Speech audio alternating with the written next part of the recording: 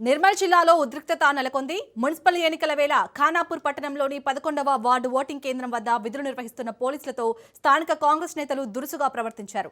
ఎన్నికల్లో ఓటర్లను ప్రభావితం చేస్తుండగా పోలీసులు అడ్డుకున్నారు. దీంతో కాంగ్రెస్ నేతలు మూకుమ్మడిగా పోలీసులను అడ్డుకునే ప్రయత్నించారు. పోలీసు సిబ్బంది ఎన్నిసార్లు చెప్పినా అధికార పార్టీ నేతలు వినకుండా ఎన్నికల నియమావళిని ఉల్లంఘిస్తున్నారని స్థానిక ప్రజలు మండిపడుతున్నారు.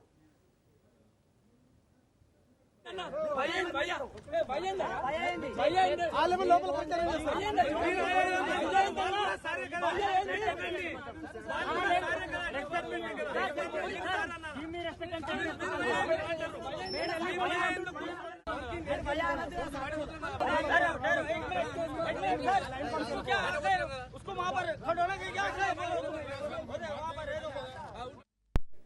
నిర్మల్ జిల్లాలో ఉద్రిక్తత నెలకొంది.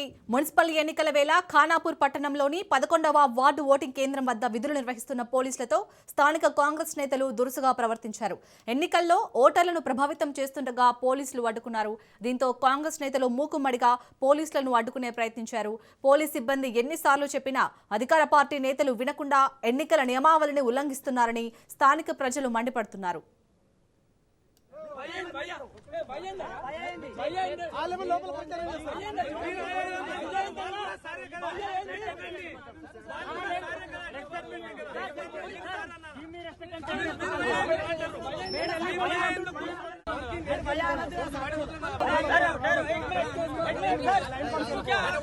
उसको वहां पर खड़ोने की क्या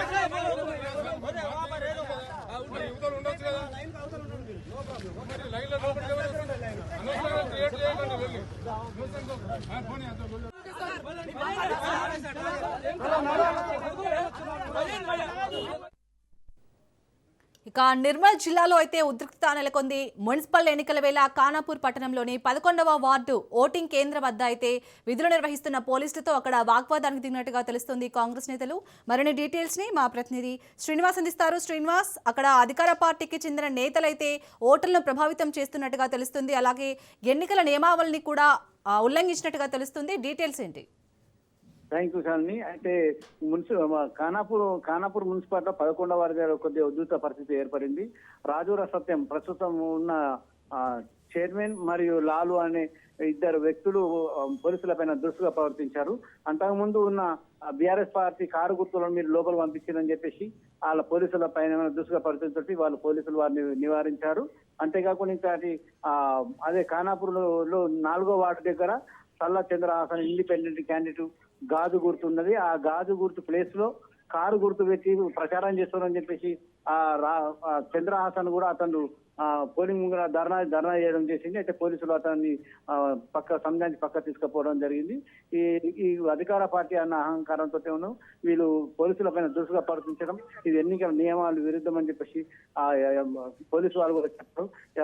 మాకు అందరూ సమానమని, కాకపోతే టీఆర్ఎస్ వాళ్ళకు మీరు ప్రాధాన్యత ఇస్తున్నారని చెప్పేసి వీళ్ళు ప్రధానంగా ఆరోపిస్తూ వాళ్ళు కొద్ది గొడవ దిగారు. Right, thank you Srinivas.